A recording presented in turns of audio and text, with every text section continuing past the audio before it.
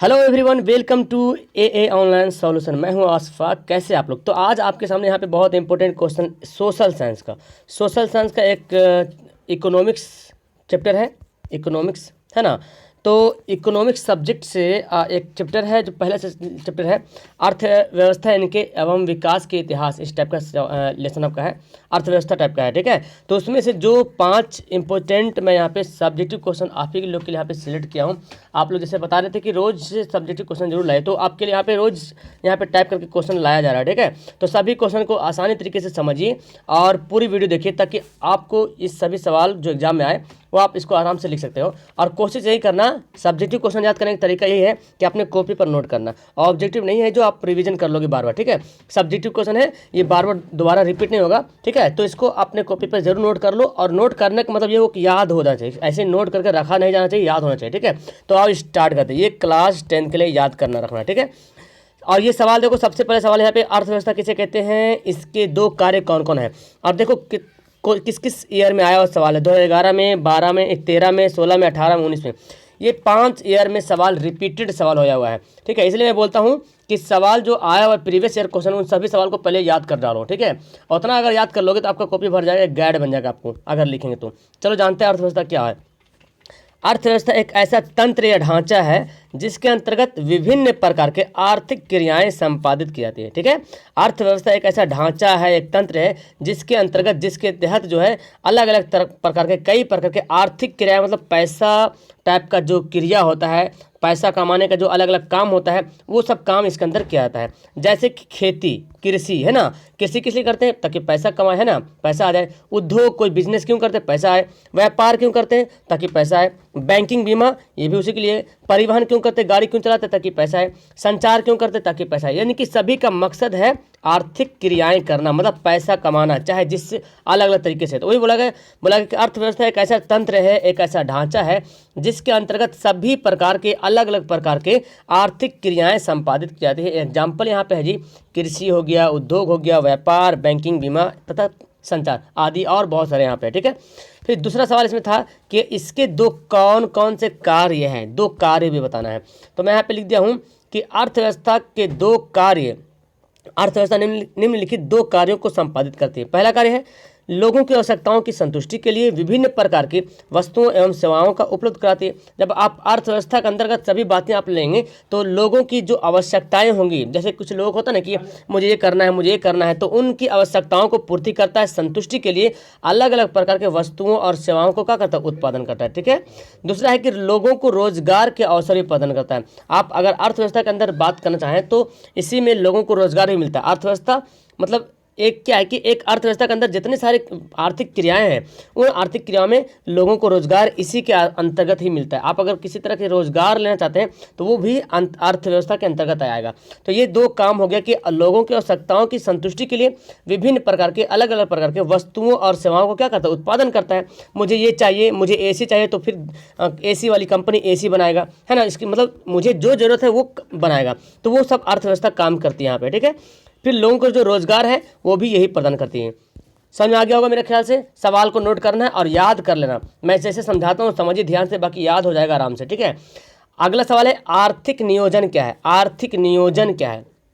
देखो 2018-2016 में आया हुआ सवाल है।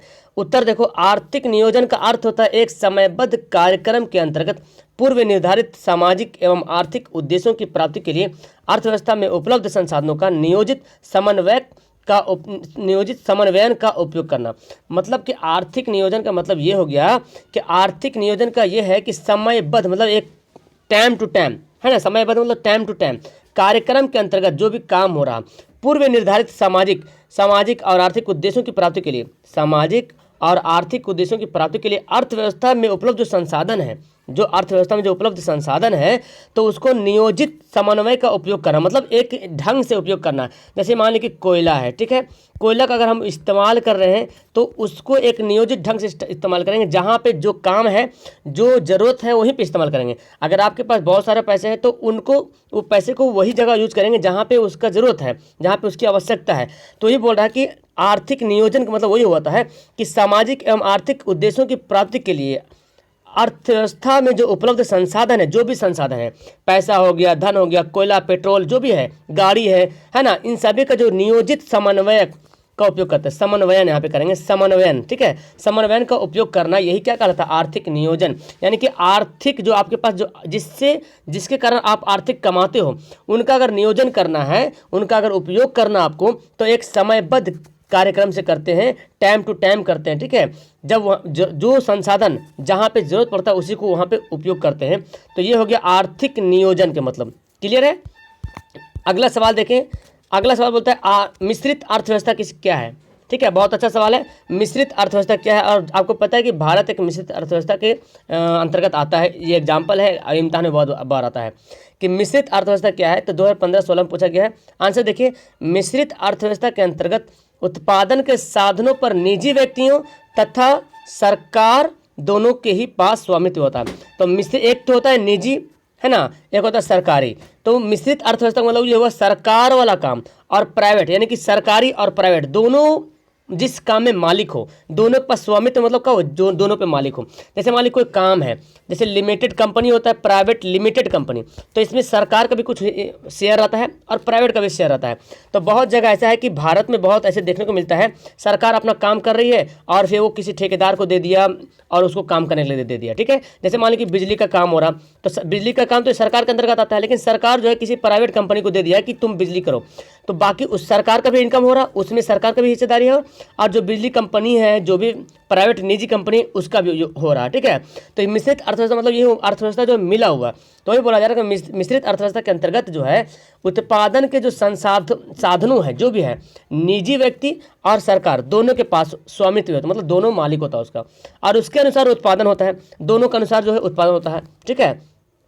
यह स्वरूप लाभों का आय स्वरूप लाभों का भी वो दोनों अपने क्षेत्रों में करते हैं। यानी कि आय जो अर्निंग करता है, वो जो लाभ होता है आय स्वरूप लाभों का, वह भी दोनों अपने अपने क्षेत्रों में करते हैं, ठीक है।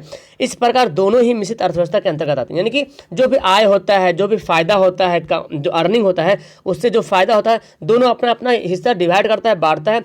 और यही इसी तरह के जो दोनों स्वामित्व हो गया, दोनों अर्थव्यवस्था निजी और सरकारी, दोनों ये दोनों अर्थव्यवस्था मिल करके एक मिश्रित अर्थव्यवस्था का निर्माण करती है। तो इस दोनों प्रकार की अर्थव्यवस्था को मिश्रित अर्थव्यवस्था कहते हैं, ठीक है। मिश्रित अर्थव्यवस्था समाजवादी तथा पूंजीवादी व्यवस्था का मध्यमार्गी प्रवृत्ति है। समाजवादी तथा पूंजीवादी इन दोनों का जो है मध्यमार्गी प्रवृत्ति है। मिश्रित अर्थव्यवस्था का उद्देश्य क्या है?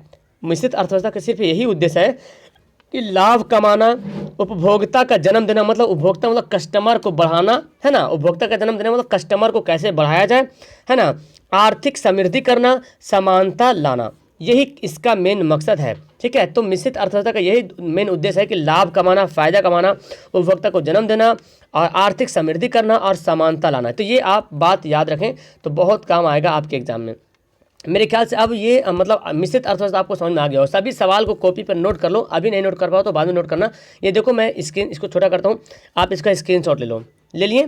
चलो आगे बढ़ता हूँ मैं। नेक्स्ट देखते हैं अगला सवाल। ज़्यादा नहीं, 5 सवाल यहाँ पे मैं आपके लिए लाया हूँ। आर्थिक नियोजन क्या है? अब देखो यहाँ पे फिर से वही सवाल आ गया, आर्थिक नियोजन क्या है। लेकिन बोलेंगे सर इसमें और पहले वाले में क्या अंतर है? तो पहला वाला जो उत्तर मैं आपको बताया था वो शॉर्ट था उत्तर, ठीक है। वो 2 नंबर में सवाल आएगा तो इसको आप लिखना है, ठीक है। आर्थिक नियोजन क्या है, अगर 2 नंबर में आंसर आ गया, सवाल आ गया, तो आपको इतना छोटा सा लिखना है, ठीक है। लेकिन अगर आपको वो सवाल 3 नंबर में आ जाए, 4 नंबर में आ जाए, तो थोड़ा सा बढ़ाना पड़ेगा ना। जी बिल्कुल बढ़ाना पड़ेगा। तो यहाँ पे देखें क्या है आर्थिक नियोजन क्या है। और देखिए लॉन्ग भी सवाल आया हुआ है 2012, 15, 16 में, ठीक है। आर्थिक नियोजन का अर्थ है राष्ट्र की प्राथमिकताओं के अनुसार देश के संसाधनों का विभिन्न विकासात्मक क्रिया में प्रयोग करना। मतलब आर्थिक नियोजन का मतलब यही हुआ कि राष्ट्र की जो प्राथमिकता है, राष्ट्र की प्राथमिकताओं के अनुसार, यानी कि जो राष्ट्र क्या बोलता है, जो चीज़ जहाँ पे उपयोग होना वही उपयोग करना है, वही बोलता है। राष्ट्र की प्राथमिकताओं के साथ उसके अनुसार देश के जो संसाधन है उसका विभिन्न विकासात्मक क्रियाओं में क्या करना, प्रयोग करना। इस प्रकार जिनसे हम समयबद्ध कार्यक्रम के अंतर्गत पूर्व निर्धारित सामाजिक एवं आर्थिक उद्देश्यों को प्राप्त कर डालते हैं। मतलब मैं वही बता रहा था, उसमें भी उसी था कि इसके अनुसार जो है समयबद्ध तरीके से, समयबद्ध कार्यक्रम के अंतर्गत जो है जो सामाजिक और आर्थिक उद्देश्य को प्राप्त करना है, ठीक है। और देखो भारत की यहाँ पे कुछ और आपको बढ़ा देना है। भारत की योजना आयोग आगामी 5 वर्षों के लिए राष्ट्रीय आर्थिक विकास की योजना बनाती है। यानी कि भारत के जो योजना आयोग है उसका पहले नीति आयोग नाम था, ठीक है। तो अब जो है योजना आयोग बोलते हैं, सॉरी पहले योजना आयोग नाम था, अब नीति आयोग हो गया, ठीक है, अब नीति आयोग हो गया वर्तमान में।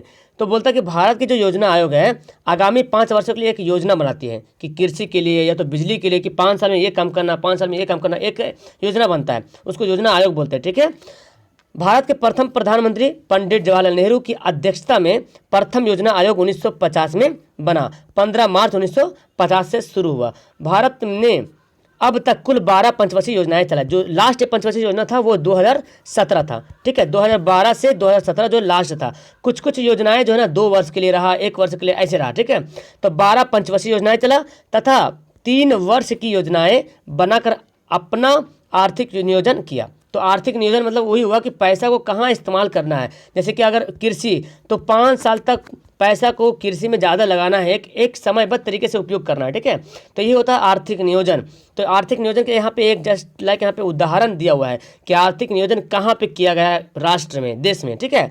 तो अब तक 12 पंचवर्षीय योजनाएं हो चुकी हैं, 3 वर्ष की योजनाएं भी बना, अपना आर्थिक योजना नियोजन किया गया। नियोजित आर्थिक विकास ही भारत के आर्थिक विकास को गति देता है। अगर भारत के आर्थिक विकास में गति लाना है तो नियोजित आर्थिक विकास करना, यानी कि समय समय से अगर आप नियोजन करते हैं, आर्थिक नियोजन करते हैं, तो उससे आपको बहुत ज़्यादा बेनिफिट होता है। क्लियर है। तो इतनी सारी बातें याद रखें। इसमें से आपको ऑब्जेक्टिव भी सवाल मिल सकता है कि योजना आयोग की स्थापना कब हुई, तो 15 मार्च 1950 में, और योजना आयोग का नाम बदल दिया गया 2015 में, 1 जनवरी 2015 में इसका नाम रखा गया नीति आयोग, ठीक है, नीति आयोग, जिसके अध्यक्ष होते हैं प्रधानमंत्री। और अभी प्रधानमंत्री आपको पता है कौन है, ठीक है। तो यहाँ पे हो गया 3-4 सवाल हो गया। 5वां सवाल देखो, सतत विकास क्या है। बहुत अच्छा सवाल है, ये 2016 में आया हुआ सवाल है। सतत के मतलब होता है लगातार। सतत का मतलब क्या होता है, लगातार, मतलब ऐसा विकास जो लगातार होते रहे। एक ठेठ भाषा में, एक नॉर्मली से शब्द में ये समझे कि ऐसा विकास जो एकदम कंटिन्यू चलता रहे। हम खाएं तो मेरा बेटा भी खाए, वो उसका बेटा भी खाए, ऐसे विकास हो, ठीक है, उसको बोलते हैं सतत विकास। नॉर्मल से ये समझे। अब देखिए सतत विकास क्या है, थोड़ा सा लॉन्ग में सवाल दिया हो तो आपको लॉन्ग में आंसर लिखना पड़ेगा, जैसे मैं यहाँ पे दिखाया हूँ। अगर 2 नंबर का सवाल रहेगा तो आप यूँ ही लिखेंगे ऐसा विकास, यहाँ पे नीचे दिया हुआ है, ठीक है। प्रकृति ने मनुष्य के विकास के लिए उन संसाधनों का निःशुल्क व्यवस्था की जो उनके लिए आवश्यक है ना। जैसे कि प्रकृति ने जल, थल, वायु, सूर्य, गर्मी, प्रकाश, सूरज की गर्मी, प्रकाश, ये सब जो है फ्री मिलता है हमको। क्या मिलता है कि नहीं, जल फ्री में मिलता है। लेकिन अगर जल का ज़्यादा उपयोग कर लेंगे तो आने वाला टाइम में जल के मतलब जल के बिना रुसवा हो जाएगा वो, ठीक है। उसको जल की तलाश, अभी भी बहुत ज़्यादा देखते हैं जल की कमी हो जाती है ना। गर्मी के दिन आता तो हो जाता है। तो जल का अगर सही उपयोग नहीं करते, बर्बाद करते हैं, तो भी नुकसान होता है। थल में भी वही हाल है, वायु में भी अगर वायु को प्रदूषण कर देंगे तो वायु से सांस लेने में प्रॉब्लम होगा। प्रदूषण होने का मतलब एक पेड़ पौधा काटते जा रहे हैं, पेड़ पौधा लगा नहीं रहे, तो फिर वायु पॉल्यूशन ही होगा वहाँ पे, है ना। सूर्य की गर्मी की प्रकाश, सूर्य की गर्मी और प्रकाश हो गया, वन हो गया, जितने पेड़ पौधे उसका, ये सब फ्री में मिल रहा है। प्रकृति ने एकदम फ्री कर दिया। खनिज और विशुद्ध पर्यावरण, ये भी देखने को मिलता है। लेकिन यहाँ पे बताया जा रहा है कि मनुष्य इन संसाधनों का उपयोग कर विकास के मार्ग पर अग्रसर हो चला, विकास हो चला, यानी कि इन साधनों का विकास मनुष्य जो है ये सब साधन जो है विकास किया और उपयोग किया, उपयोग करने के बाद आगे बढ़ रहा, तरक्की कर रहा। तो बोलता है कि विकास की होड़ तो लग गई, विकास होने लगा। प्रतिद्वंदियों ने प्रकृति प्रदत्त संसाधनों को दोहन एवं प्रतिद्वंदी के रूप में करने लगा। प्रतिद्वंदी मतलब होता है पार्टिसिपेट, जिसको बोलते क्या बोलते हैं, कंपिटिट होता है। तो जैसे 2 बंदा है, 2 बंदा एग्जाम दे रहा है, तो ये बोलता है प्रतिद्वंदी। जैसे 2 मार्केट लगाओ, 2 दुकान लगाओ, तो एक दूसरे को प्रतिद्वंदी, ये सोच रहा हम ज़्यादा बेचे, हम ज़्यादा बेचे, इस तरह से प्रतिद्वंदी होता है।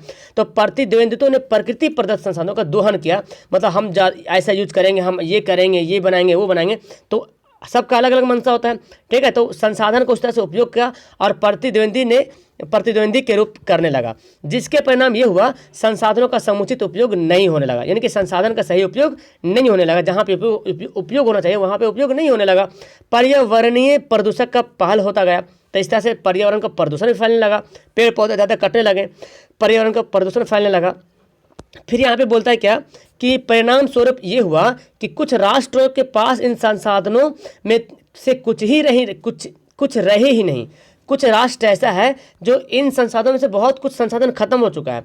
भारत के भी कुछ अन्य राज्य जैसे राजस्थान और जम्मू कश्मीर, यहाँ जल की बहुत कमी होती है। आप सुने होंगे राजस्थान, जो राजस्थानी इलाका है, जम्मू कश्मीर, यहाँ जल की बहुत कमी होने लगी है। और बिहार में भी आपका गया और पटना जिला ट्यूबवेल के लिए प्रतिबंधित हो गया है ना। ट्यूब से पानी का इस्तेमाल करता है, उससे भी उसको प्रतिबंधित हो रहा, ठीक है।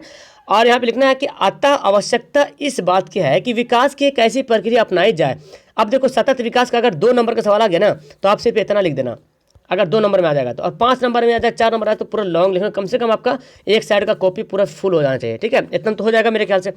अतः आवश्यक, तो आपको लिखना सतत विकास का ये मतलब है, यह प्रक्रिया है।